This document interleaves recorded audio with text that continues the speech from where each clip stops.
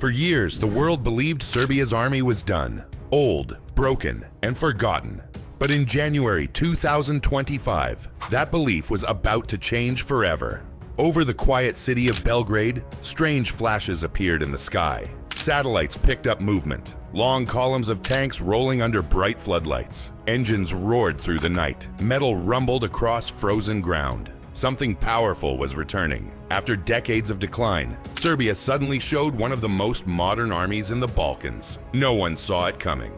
For a nation once cut off and crushed by embargoes, this was a moment of pride and shock. Every engine's roar felt like history waking up. Soldiers marched again, flags rose again, and Europe began to watch closely. Because this wasn't a parade, this was a comeback. Real, loud, and unstoppable. Howitzers fired, MiGs sliced through the violet sky. The Balkans had not seen this kind of power in years. And the question spreading across the world was simple. How did Serbia rise again to shock everyone? In 1830, Serbia finally broke free from the Ottoman Empire. The people wanted their own nation, their own flag, and their own army. For the first time, they could decide their future without orders from outsiders. They promised themselves they would never be ruled again. But freedom came with a price. Serbia needed to protect itself, and that meant building an army from zero. Small foundries were made to produce simple weapons. Local leaders trained men using European tactics, learning how bigger powers fought.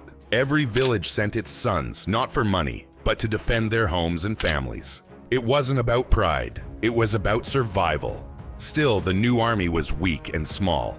The Ottoman and Austro-Hungarian empires still looked for a chance to strike back. Each border felt unsafe. Each day carried fear of invasion. Yet the people didn't give up. They trained harder, stood closer, and held their ground. In 1850, Serbia opened its first military academy, modeled after France. It gave new officers discipline, planning, and hope for a stronger defense. Step by step, a real force began to form.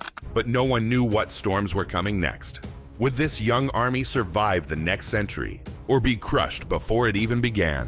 From 1912 to 1945, Serbia fought in one war after another. The Balkan Wars, World War I, and World War II all hit this small country hard. Each time, the people had to fight, suffer, and start over. But they never stopped. During World War I, the Serbian army faced one of its worst moments, the Great Retreat of 1915. They were pushed back through snowy mountains, hungry and weak. Many soldiers froze to death or never made it home. It looked like the end, but 3 years later in 1918, those who survived came back and won. That victory turned loss into legend. The graves on the island of Corfu became a place of national respect. People visited to remember what endurance really means. From then on, survival became part of Serbia's identity. Parents taught their children to stand firm, no matter the odds. Each new generation grew up knowing both pride and pain. The enemies changed, but the threats never ended. Even allies were not always loyal. Still, Serbia kept rebuilding, one step at a time. In World War I, the country lost a higher percentage of people than any other allied nation. It was a century of fire, yet Serbia always found a way to survive. But soon, a bigger question appeared. What happens when an empire begins to fall from the inside? The 1990s hit Serbia harder than any war before it. The once strong Yugoslavia began to break apart, piece by piece. Borders changed overnight, and Serbia was suddenly alone. Then came the sanctions. Banks closed, factories stopped, and the economy collapsed. Even the army, the Bratish, the pride of the nation, started to fall apart. Its budget was cut to almost nothing. Weapons rusted, bases stood empty, and old tanks were left without fuel. For the first time, soldiers went months without real pay. Pilots were grounded, mechanics were paid with flour instead of money. The sight of idle jets and silent barracks broke the nation's heart. People wondered if Serbia's defense power was gone for good. Foreign news called the country a spent force. Too weak to fight, too poor to rebuild. That label cut deep, because behind every empty base stood a generation that refused to give up its identity. But how could a country rebuild when it was cut off from the world? Should it surrender pride to survive, or fight to stand alone again? By 1999, only about 20 MiG-29 jets could still fly. It looked like the end of Serbia's military story. Yet deep in the silence, a new idea was forming, a spark that would soon reignite the flame. In the early 2000s, Serbia was still struggling after years of war and sanctions. Its military bases were empty and its economy was weak. Most people thought the country would never recover, but some veterans refused to give up. They started teaching young engineers how to repair and build weapons again. They used what little equipment they had and kept working quietly. Their goal was simple: to bring back Serbia's strength. It wasn't a government plan, it was a people's effort. In small workshops, machines started running again. Bit by bit, the spirit of self-reliance returned, but they faced a problem. No funding, no supplies, and no support. Still, they didn't stop. Retired officers guided young workers who learned how to rebuild from scraps. Each working machine reminded them that Serbia still had fight left. Their patriotism moved from words to action. They worked in silence, but their results spoke loudly. By 2010, Serbia sold its first modernized howitzers to Kenya, proof that the comeback had started. This small victory showed that determination can rebuild even from nothing. What decision would finally turn these quiet efforts into a national strategy? In 2025, the Serbian government made a major decision. Mandatory military service was brought back after years of debate. The goal was to train a new generation in discipline, unity, and defense. Across the country, families felt a wave of nostalgia and patriotism. For many, it felt like old traditions were coming alive again. More than 75,000 reservists joined the new training program. Old veterans stood proudly as their children marched in fresh uniforms. It was a moment that joined past and present together. Then came an unexpected change. Women began volunteering in record numbers. They stepped forward, ready to serve, ready to prove their strength. This was no longer only about rebuilding an army. It was about rebuilding national confidence. But outside Serbia, neighbors started to worry. Some feared this revival could disturb the regional balance again. The government said it was about security, not aggression. Still, suspicion quietly grew across the Balkans. Inside the camps, recruits trained under the new Porcupine Division. Small but hard to touch. Every step, every drill, carried a sense of purpose. And as the sound of marching boots echoed across Serbia, one feeling spread fast. Something much larger than manpower was finally returning. In Belgrade's industrial zones, the sound of machines is back. After years of silence, factories have started working again. This time, Serbia is not buying from others. It is building its own weapons. Across the country, engineers and technicians work around the clock. They focus on homegrown production, not imports. Every new weapon carries a proud mark. Made in Serbia. Zastava rifles, Lazar armored vehicles, and Nora B-52 howitzers are now back in full production. Each model is improved and ready for modern battle needs. The goal is simple: keep control, keep knowledge, and stay independent. Soon, Serbia began exporting to Asia and Africa. Foreign buyers brought in new income, reviving the local economy. For the first time in years, factories started earning profit again. But a new question appeared. Can a small industry compete with global powers like the US and China? Some argued it's about money. Others said it's about national pride. Local production costs more, but it keeps skills and jobs inside the country.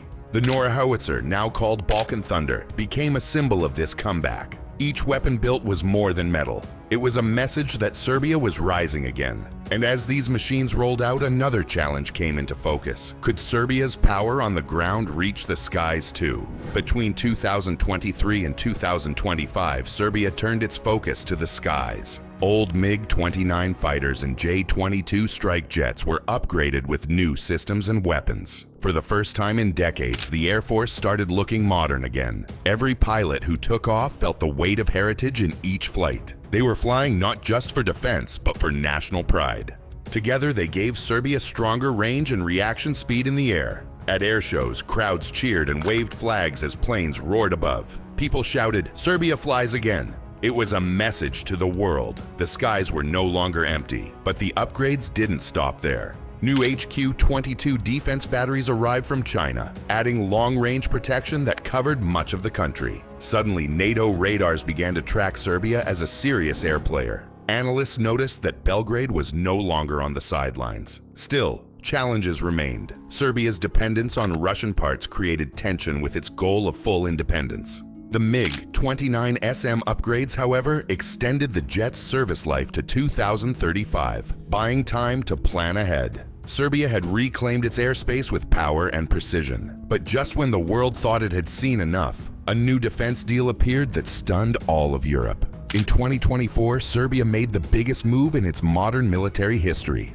The government signed a €2.7 billion deal with France to buy Rafale fighter jets. The news spread fast across Europe. A non-NATO country was buying one of the most advanced jets in the world. The reaction was a mix of excitement and disbelief. People called it a bold leap for a nation once left out of modern alliances. Under the deal, 12 Rafale F-4s would arrive by 2029. Each jet came with advanced radar, weapons, and communication systems. Headlines called it the start of Serbia's jet age. It marked a new level of confidence and independence. The surprising part was how it was paid for. The funds came partly from Serbia's own arms exports, not foreign loans. That meant the comeback was self-financed, not borrowed. Still, it created new tension in global politics. Was this a sign Serbia was moving closer to the West, or simply balancing between East and West? Russia began to question Serbia's loyalty. Meanwhile, the European Union wondered what Serbia's true goal was. Serbia had become the first non-NATO European nation to fly Rafales. A move that changed perceptions overnight. But one question lingered across every capital. How can Belgrade fly with Paris while still drinking coffee with Moscow? By 2025, Serbia stood at the center of two worlds. It joined NATO's Partnership for Peace, yet still kept close ties with Russia. Few countries could manage that kind of balance. But Serbia called it independence, loyal to none, open to all. The country began holding joint drills with both France and China, while still buying spare parts from Moscow. It was a clear message. Serbia would decide its own path. Foreign diplomats started calling Belgrade the Balkan balancer. Even Western analysts admitted that Serbia had outsmarted isolation. Instead of being pulled apart by alliances, it was now trusted by both sides. But the balancing act carried risk. How long could Serbia walk this tightrope before pressure forced a choice? Would it join a major alliance or continue standing alone? Each move was watched closely by NATO, Russia, and every neighbor nearby. In the same week, Serbia hosted both NATO officers and Russian generals in Belgrade. It was diplomacy few nations could pull off. And yet, everyone was asking the same thing. What would this balancing act produce on the battlefield? By 2025, Serbia's army looked nothing like the one from the 1990s. It now stood armed with 242 tanks and 138 howitzers, ready, organized, and modern. Across the country, a new kind of confidence filled the streets. People felt that the Phoenix had finally returned. The defense budget reached $2.42 billion, a 24% increase since 2022. That growth showed the comeback was no longer a dream. It was real. Neighbors who once dismissed Serbia now began to reevaluate it as a serious force. Analysts called it a small nation with big power, a porcupine among wolves. Every new unit, every drill, reminded the region that Serbia was no longer weak. But one question started to spread through foreign circles. Can the world accept a strong Serbia again? Some saw revival, others saw risk. Supporters called it a story of recovery. Critics called it resurgence. Either way, no one could deny the results. Serbia was now exporting weapons to countries like Kenya and Myanmar, proving its industry was alive again. And when its tanks roll and MiGs roar across the sky, the message is clear. Who now dares to call Serbia weak? In the end, Serbia's power was never about size. It was about spirit. The nation turned its struggles into strength and its past into purpose. From being seen as a victim, Serbia rose as a vanguard, proving that resilience builds real defense. Across the barracks, pride returned. Across the cities, confidence grew. What once felt broken now stood reborn. The world finally saw that courage, not wealth, is what keeps a country alive. That's the real weapon of the Balkans, resilience that never fades. And on that night when the tanks roared, it became clear, Serbia never truly slept. Because every time the world underestimates a small nation, history finds a way to shock it again. From Ottoman chains to Rafale wings, Serbia has completed a full circle of power. Its comeback is not about war, it's about respect, built through rebirth. If you enjoy stories where history's underdogs rewrite their destiny, make sure to subscribe and tell us below, Did Serbia's revival surprise you or prove that true strength never dies?